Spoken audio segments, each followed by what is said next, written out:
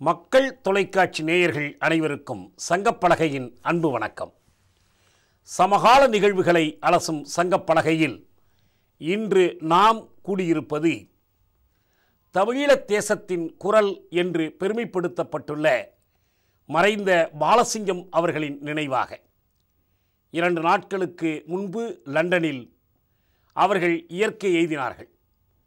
உலகமெங்கும் இருக்கிற தமிழர்கள் அவருக்கு கண்ணீர் அஞ்சலி செலுத்தி கொண்டிருக்கிற இந்த வேளையில் உடல்நலம் உருக்குலைந்து உயிருக்கு போராடிய நிலையிலும் இனநலம் மறவாச் செம்மல் ஈழத் தமிழர்களின் அண்ணல், அரசியல் மேதை, அமைதி புறா, போராளிகள் அனைவருக்கும் அண்ணனாக விளங்கிய பாலசிங்கம் அவர்களை நினைவு கூறுவதற்காக சங்கப்பலகையில் நம்மோடு அமர்ந்து உரையாட மறுமலர்ச்சி திராவிட முன்னேற்றக் கழகத்தின் பொதுச் செயலாளர், தமிழீழ மக்களின் நிரந்தர நண்பர் அண்ணன் வைகோ அவர்கள் வருகின்றிருக்கிறார்கள்.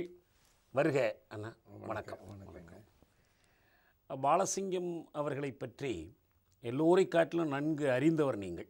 அவரோடு பழகியிருக்கிறீர்கள். தமிழீழ மக்களுடைய போராட்டத்தோடு தொடர்ச்சியான ஈடுபாடு கொண்டிருக்கிறீர்கள். உங்களுடைய நினைவுகள், அவரை முதல்ல சந்தித்தது பற்றி, அவருடைய தொடக்க காலம், எப்படி அவர் அந்த தமிழீழ போராட்டத்தில் ஈடுபாடு கொண்டார் என்பது பற்றி கொஞ்சம் சுருக்கமாக சொல்லுங்கள். தாங்க முடியாத துக்கத்திலையும் மனவேதனையிலையும் இருக்கிற ஒரு சூழ்நிலையில் மக்கள் தொலைக்காட்சியினுடைய சங்கப்பலகையில் சில கருத்துக்களை சொல்லக்கூடிய ஒரு வாய்ப்பு கிடைத்தது பற்றி நான் முதல்ல நன்றி தெரிவிக்கிறேன். தமிழர்களுக்கு எத்தனையோ துயரங்கள் நிகழ்ந்திருக்கு. ஈழத்தமிழர்களுக்கு இது ஆற்றோனா துயரம், தாங்க முடியாத துக்கம். ஆண்டன் பாலசிங்கம் சர்வதேச நாடுகள் மத்தியில் தமிழீழத்துக்கு எதிராக சிங்கள இனவாத அரசு தங்களுடைய அதிகார பலத்தாலையும் அவர்களுக்கு இருக்கக்கூடிய ராஜ்ய உறவுகளை பயன்படுத்தி செய்து வந்த விஷம் நிறைந்த பொத்தலாட்ட பொய் பிரச்சாரம் அனைத்தையும் முறியடித்து தமிழ் ஈழத்தினுடைய குரலாக திகழ்ந்தது மட்டுமல்ல, அவர்கள் உலகத்தின் பார்வை இந்த பக்கம் திருப்ப வச்சு ஒரு விழிப்புணர்வை ஏற்படுத்தி மனிதகுல மனச்சாட்சியை தட்டி எழுப்பியது அண்ணன் பாலசிங்கம் அவர்கள். அவர் ஒரு தலை சிறந்த சிந்தனையாளர் என்பதோட அவரை நான் 1981 சந்தித்தேன். அவர் ஒரு மார்க்சிய சிந்தனைவாதி. அவர் தொடக்கத்தில் அவர் மார்க்சிய நூல்களில் ஒரு ஆழ்ந்த ஞானமும், அதே நேரத்தில் இந்தியாவினுடைய வேதங்கள், புத்த மதத்தினுடைய கொள்கை தாத்பரியம், இப்படி உலகத்திலே இருக்கக்கூடிய பல்வேறு தத்துவங்களை பற்றிய ஒரு ஆய்வில் ரொம்ப ஈடுபாடாக இருந்த காலகட்டத்தில் தான் ஆஸ்திரேலியாவில் பிறந்து மருத்துவத்துறையில் சேவை செய்து கொண்டிருந்த சகோதரி அடேல் அவர்கள் அவங்க லண்டனுக்கு வர்றாங்க. அவங்களும் இயல்பாகவே ஒரு மனித நேயமும் சேவை செய்யக்கூடிய மனோபாவமும் கொண்டவங்க. ஒரு பல்கலைக்கழகத்தில் இவருடைய பேச்சை கேட்டு தான் அதில் ஈர்க்கப்பட்டு அவரோட ஒரு நட்பு ஏற்படுது. இப்படி தான் அவர்கள் அவருடைய 36வது வயதில் சந்திக்கிறாங்க.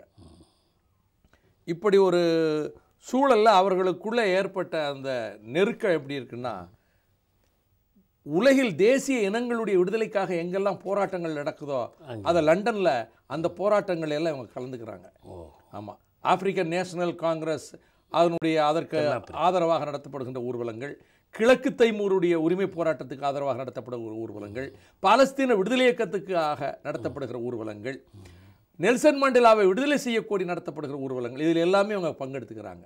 ஆக இந்த அவருடைய சிந்தனையே ஒரு தேசிய இன விடுதலை அங்கக்கூடிய சிந்தனை இருக்கும்போது, தன் தாய் மண், தன் தாயகம் விடுதலை பெறணுங்கக்கூடிய அந்த வேட்கை அவருடைய நெஞ்சில இயல்பாகவே கொழுந்து விட்டு எரிஞ்சதுனால, அவரது மார்க்சிய சிந்தனையோட எப்படி லெனின் அவர் சுயநிர்ணய உரிமையை முன்வைத்து நேஷனல் கொஸ்டின் எழுதினாரோ அதே அடிப்படையில் தான் இந்த பிரச்சனையை பார்க்கும்போது சோவியத் ரஷ்யாவினுடைய அணுகுமுறை, அங்குள்ள கம்யூனிஸ்ட் கட்சியினுடைய அணுகுமுறை பெருத்த ஏமாற்றம் அளிக்குது. இது சகோதரி அடேலே எழுதியிருக்கிறாங்க. அது மட்டுமல்ல, இலங்கை தீவிலே உள்ள சிங்கள கம்யூனிஸ்டுகளுடைய அணுகுமுறை, சுயநிர்ணய உரிமைக்கு எதிராக அவர்கள் சொல்லுகிற அணுகுமுறையும் அவர்களுக்கு பெரிய ஏமாற்றத்தையும் ஒரு வருத்தத்தை அளிக்குது. இப்போ தான் வந்து பாலாண்ணன் வந்து முதல்ல அந்த தமிழ் நேஷனல் கொஸ்டின்ங்கிற ஒரு அருமையான ஒரு நூல் எழுதுறாரு. அதை எழுதிட்டு டுவர்ஸ் சோசியலிஸ்ட் தமிழீழம்னு 2வது புத்தகத்தை எழுதுறாரு. சோசியலிச தமிழீழம் நோக்கி. ஆமாம், சோசியலிச தமிழீழம் நோக்கி, டுவர்ஸ் சோசியலிஸ்ட் தமிழீழம். இந்த புத்தகங்கள் வந்து தம்பி பிரபாகரன் அவர்கள் கையில் கிடைக்குது. நிறைய நூல்களை, அதாவது அவருடைய இளம் வயது வாழ்க்கையை பற்றியே வந்து அண்ணன் பாலா அவர்கள் எழுதியிருக்கிறாங்க. தம்பியை பற்றி, தம்பி பிரபாகரன் அவர்களை பற்றி. அவருக்கு வந்து சின்ன வயதிலேயே வந்து மகாத்மா காந்தியை பற்றி எல்லாம் படித்தா கூட அவருக்கு நேதாஜி தான் அவருக்கு ஆதர்ச புருஷராக இருந்தார். இங்கே ஒரு பேட்டி பகத்சிங் அவருடைய இந்த மாதிரி. அது மட்டும் இல்லை, புராணங்களில் போர்க்களங்கள், யுத்தகலங்கள், ராஜராஜ சோழன் கரிகால் பெருவளத்தான், நம்முடைய மாமன்னர்கள், தமிழ் மாமன்னர்கள், அவர் சாதித்த சாதனைகள், இவையெல்லாம் அவர் மனதில் வந்து ஒரு உணர்வுகளை ஏற்படுத்திட்டு கொண்டு குறிப்பிடுறாரு. அப்படிப்பட்ட ஒரு உணர்வுகளோட நிறைய படிக்கக்கூடியவர் பிரபாகர். இந்த நூல்கள் வந்து எடுத்த உடனே இவ்வளவு அருமையாக எழுதியிருக்கிறாரேங்க, அவரை பார்க்க விரும்புகிறார். தகவல் அனுப்பி நீங்கள் தமிழ்நாட்டுக்கு வாருங்கன்னு அழைப்பு கொடுக்குறார். அப்போ தமிழ்நாட்டில் இருக்கார். ஆமாம், இருக்கிறார். அப்போ அழைப்பு கொடுத்த போது தான் 79 பாலசிங் அவர்களும் அடேல் அவங்களும் வர்றாங்க. அவங்களுக்கு 78 செப்டம்பர் 1 சவுத் லண்டனில் பிரிஸ்டனில் திருமணம் நடக்குது. பாலா அவங்களுக்கும் அடேல் அவங்களுக்கும். ஆமாம். அப்போ 79 வர்றாங்க. வந்து அந்த தங்க வைக்கப்பட்ட ஒரு சாதாரண ஒரு லாட்ஜில் தங்கி இருக்கிறாங்க. தம்பி பிரபாகரன் அவர்களும் பேபி சுப்ரமணியமும் வந்து சந்தித்த நிகழ்ச்சி, அதெல்லாம் கூட அவர்களுக்கு வாழ்க்கையில் மறக்க முடியாத நிகழ்ச்சி. அறை வசதியாக இல்லைன்னு அவராக தம்பியாக வந்து வேறு அறை மறுநாளே ஏற்பாடு செய்ய மாற்ற சொல்கிறார். இப்படி தான் அவர்களுடைய சந்திப்பு அங்கே தொடங்குது. 81 யாழ் நூலகம் கொளுத்தப்பட்டு அந்த இனக்கொலை சம்பவங்கள் தீவிரமாக நடத்தப்படுகிற காலகட்டம். தந்தை செல்வா வட்டக்கோட்டையில் தமிழீழத்துக்கான தீர்மானம் நிறைவேற்றி 77 தேர்தலே வந்து தமிழீழத்துக்கான வாக்கெடுப்பு மாதிரி நடைபெற்ற தேர்தலுக்கு பிறகும் சிங்கள இராணுவமும் வந்து போலீஸும் வந்து அவங்களுடைய இனக்கொலையை தீவிரப்படுத்தி கொடூரங்கள் நடைபெற்று கொண்டிருக்கக்கூடிய காலகட்டம். 72 புதிய புலிகள்ங்கிற அமைப்பை தொடங்கிய தம்பி பிரபாகரன் அவர்கள் தன் இன மக்கள் அழிக்கப்படுகின்ற கொடுமை கண்டு கொதித்து இது ஆயுதம் தாங்கிய போராட்டத்தின் மூலமாகத்தான் மீட்க முடியுங்கிற உணர்வோடு தொடங்கிய அந்த அமைப்பு 72 தொடங்கியது. அதன் பிறகு 76 வட்டுக்கோட்டை, ஆமாம், 77 தேர்தல். அவங்க வந்து தமிழீழ விடுதலை புலிகள்ங்கிற அமைப்பாக அது மே 5 76 அந்த பெயரோட அந்த அமைப்பு வருது. இந்த சூழ்நிலையில் தான் அவர் நான் பின்னாடி 81 சொன்ன பாருங்க. இந்த 81 இனக்குலை நடவடிக்கைகள் ரொம்ப கொடுமையாக நடக்கும்போது தான் 83 அந்த வெளிக்கடை சிறைப்படுவது. அதில் அந்த ஜூலை நிகழ்வு, இந்த சார்ல்ஸ் ஆண்டனி அந்த முதல் ஆப்ரேஷனில் சார்ல்ஸ் ஆண்டனி உயிரிழந்தார பின்னாடி அந்த தானே தம்பி பிரபாகரன் பையனுக்கே பேர் வச்சிருக்கிறார். ஆமாம். இந்த 83 இனக்குலை வெளிக்கடை சிறைச்சாலை, அது மட்டுமல்ல ரத்தம் ஆறாக ஓடிச்சு, உலகமே திடுக்கிட்டு போச்சு. அந்த படுகொலைகள் நடைபெற்ற அந்த காலகட்டத்தில் தமிழகமே கொந்தளித்தது. எல்லா அரசியல் கட்சிகளும், திராவிட முன்னேற்ற கழகம், அண்ணா திராவிட முன்னேற்ற கழகம் எல்லாமே கொந்தளித்த அந்த காலகட்டம். இதில் முக்கியமாக ஒன்று நான் தெரிவிக்கணும். 84ஆம் ஆண்டு அப்பொழுது முதலமைச்சராக இருந்த டாக்டர் எம்ஜிஆர் அவர்களை போய் இவங்க சந்திக்கிறாங்க. இதை பற்றி பாலாண்ணா என்கிட்ட சொன்னார், புத்தகத்திலே எழுதியிருக்கிறார். நான் அவரை பல முறை சந்தித்த போது பேசுனது மட்டுமில்லை, குறிப்பாக முதல் சந்திப்பு 81 இங்கே தமிழ்நாட்டில் தான். அப்போ அடிக்கடி போய் சந்திக்க போவேன், பேபி கூட வருவார். அப்போ சந்தித்து அவரோட பல கட்டங்களில் நீண்ட நேரமெல்லாம் உரையாடி இருக்கிறேன் பல சூழ்நிலையில். அப்போ அவர் வந்து குறிப்பிட்டது, எங்கள் 84 எம்ஜிஆரை பார்க்க போனோம். அப்பொழுது எங்களுக்கு ஒரு உதவி கேட்கலான்னு நினச்சி போனோம். நான் அவர் சொன்னது அப்படியே சொல்கிறேன். என்ன பெருசாக செய்திட போகிறாரு, நம்ம கேட்டு வைப்போமே, கேட்குறதே கேட்குறோம், பெருந்தொகையாக கேட்டு வைப்போமேன்ட்டு நாங்கள் வந்து எங்களுக்கு அங்கே தமிழீழத்துக்கு தேவைப்படுகிற நிதி, போராட்டத்துக்கு தேவைப்படுகிற நிதி அப்படின்னு எவ்வளோ வேணும்னு கேட்டார். ஒரு 1 கோடி ரூபாய் நிதி இருந்தால் எங்களுக்கு உதவியாக இருக்கும். ஒரு நிமிடம்தான். அடுத்த நிமிடம் சொன்னார், நாளைக்கே முதல் தவணை 50 லட்சம் தர்றேன், ஒரு 4 நாள் இன்னொரு 50 லட்சம் தர்றேன்னு ஒன்று அவர் பாலாண்ணன் சொன்னது அப்படி தலை சுற்றிருச்சு எனக்கு. ரொம்ப அதன் அன்றிலிருந்து தொடர்ந்து எல்லா உதவியும் செய்தார். எம்ஜிஆர் செஞ்சார். எம்ஜிஆர் செய்தார்.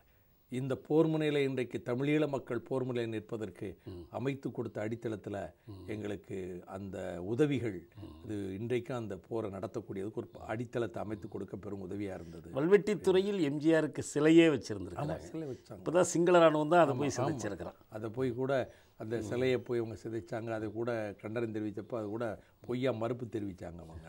ஆமாம், அது மாதிரி வந்து வீட்டுக்கு வீடு அவங்க வந்து போற்றதுக்கு காரணம் அந்த காலகட்டத்தில் 84ல்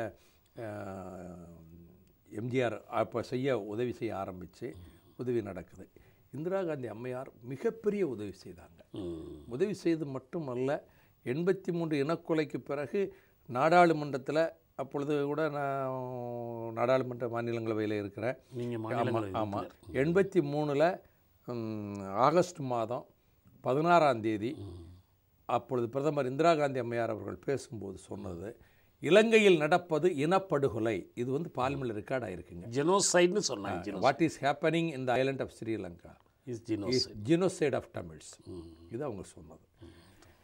இதற்கு பின்னர் வந்து உங்களுக்கு எனக்கு இன்னும் கூட நினைவு இருக்குது, 84ஆம் ஆண்டு ஆகஸ்ட் மாதம் நான் ஒரு கவனஈர்ப்பு தீர்மானம் கொண்டு வந்து ஈழத்தமிழர்களுக்காக நடக்கிற வாதத்தில் தான் வடக்கு கிழக்கில் வாழும் தமிழர்கள் பூர்வீக குடிமக்கள், பூர்வீக தமிழர்கள்னு அப்போ பிரதமர் இந்திரா காந்தி அம்மையார் சொன்னாங்க வடக்கு கிழக்கு மாகாணத்தில். அதன் பிறகு அவர்கள் படுகொலை செய்யப்பட்டாங்க. இது ஒரு பெரும் பின்னடைவு இழப்பு. யாழ்ப்பாணத்தில் எல்லா மக்களும் அன்றைக்கு பட்டினி இருந்தாங்க. இன்றைக்கு எப்படி பாலா அண்ணன் இறந்ததுக்கு துக்கத்தில் இருக்காங்களோ அப்படி துக்கத்தில் இருந்தாங்க. கருப்பு கொடி ஊர்வலம் போகும்போது சிங்கள போலீஸ்காரன் இராணுவமும் உங்கள் ஆத்தா அவங்கள காப்பாற்றுவாளான்னு சொல்லிகிட்டே சுட்டான். அந்த கொடுமையெல்லாம் நடந்தது அந்த 84. இந்த காலகட்டத்தில் இதற்கு பிறகு அப்பொழுது ஜி பார்த்தசாரதி பெரியவர், அவரை வந்து ஒரு அமைச்சருடைய அந்தஸ்தோட இந்த ஈழப்பிரச்சனை, இந்த 83 இனக்கொலை சம்பவங்களுக்கு தமிழரும் கூட, ஆமாம் தமிழரும் கூட ரொம்ப ஞானம் உள்ளவர், நிதானமாக பிரச்சனை அணுகக்கூடியவர், ஐநா மன்றத்தில் இருந்தவர், பேரறிஞர் அண்ணாவினுடைய அன்பை பெற்றவர், அண்ணா மேலே அளவு கடந்த மதிப்பு கொண்டிருந்தவர், இளம் வயதில் கம்யூனிஸ்டாக இருந்தவர் தொடக்கத்தில். ஆமாம், ஆக நல்ல சிந்தனையாளர். அவர் பயன்படுத்தினாங்க. அப்புறம் 84க்கு பிறகு புதிய பிரதமராக ராஜீவ்காந்தி அவர்கள் வந்தபோது ஜெயவர்த்தனா வஞ்சகமான சில வேலைகளை செய்தார். அப்போ 85ல் பாலா என்ன சொல்கிறாரு, நாங்கள் போய் பார்த்தோம். அங்கே பார்த்தப்போ பார்த்தசாரதி இப்போ எனக்கு பொறுப்பு இல்லை, ரமேஷ் பண்டாரி வந்திருக்கிறாரு, அதனால் புதிய அரசில் நீங்கள் பேசுங்கட்டாங்க. இதற்கு முன்னாடி ஒரு சம்பவத்தை நான் சொல்கிறேன். பாலாண்ணன் என்கிட்ட சொன்னது, ஒரு முறை டெல்லிக்கு வர சொல்லி புதிய அரசு வந்த பிறகு, ராஜீவ்காந்தி அவர்கள் பிரதமராக வந்த பிறகு அங்கே வெளிவிவகாரத்துறை இலாக்காவுக்கு வர சொல்லி உதவிகள் செய்கிறதுக்காக. ஏன்னா 84ஆம் ஆண்டு உங்களுக்கு அம்மையார் இந்திரா காந்தி இருக்கிற காலத்திலேயே போராளி குழுக்களுக்கு ஆயுத பயிற்சியும் எல்லாம் இந்தியாவில் கொடுத்தாங்க. இராணுவ தளங்களில் கொடுத்தாங்க, எல்லா அமைப்புகளுக்கும், விடுதலை புலிகளுக்கும் கொடுத்தாங்க. அப்போ 2 பேட்சாக அனுப்புங்க, இப்போ 100 பேரை அப்படின்னு 200 பேரை விடுதலை புலிகள் தரப்பிலிருந்து கூட அனுப்புனாங்க. டேராடூனில் பயிற்சி இந்தியா இராணுவ பயிற்சி கொடுத்தது. புலேந்திரனெல்லாம் சாம் மிசைலை இயக்கக்கூடிய பயிற்சியெல்லாம் இங்கே தான் பெற்றார். ஆக விடுதலை புலிகளுக்கு இராணுவ ரீதியான பயிற்சிகளை இந்திய இராணுவமே கொடுத்தது. இதெல்லாம் ஆன் ரெக்கார்டு இருக்குது. இப்படிப்பட்ட சூழ்நிலையில் 85ஆம் ஆண்டு இந்த 84லேயே ஒரு முறை இந்த புதிய அரசு வந்த பிறகு 85 தொடக்கம்னு நினைக்கிறேன், டெல்லிக்கு வர்றாங்க. அன்னைக்கு முதலமைச்சர் எம்ஜிஆரும் வந்திருக்காரு. இவங்க வெளிவிவகாரத்துறை அதிகாரிகளை பார்த்துட்டு வர்றாங்க, தம்பி பிரபாகரன் அவர்களும் பாலாண்ணனும். ஆமாம், 2 பேர் வராங்க. என்ன முகத்தில் ஒரு சோர்வு தெரியுதுன்னு முதலமைச்சர் கேட்குறாரு. இல்லை உதவி செய்கிறதா சொன்னாங்க, பெரிய உதவியெல்லாம் இன்றைக்கி என்னமோ வந்து கை விரிக்கிறாங்க, என்னன்னு தெரியல, ஒரு மாற்றம் தெரியுது அப்படின்னு. அதுக்கேன் கவலைப்படுறீங்க, நான் நாளைக்கு போகணுன்னு இருந்தேன், நான் நம்ம ப்ரோக்ராமை கேன்சல் பண்ணி இன்றைக்கி ஈவினிங் ஃப்ளைட்டில் நானும் புறப்படுறேன் சென்னைக்கு, நான் தர்றேன், என்ன உதவி வேணும் உங்களுக்கு.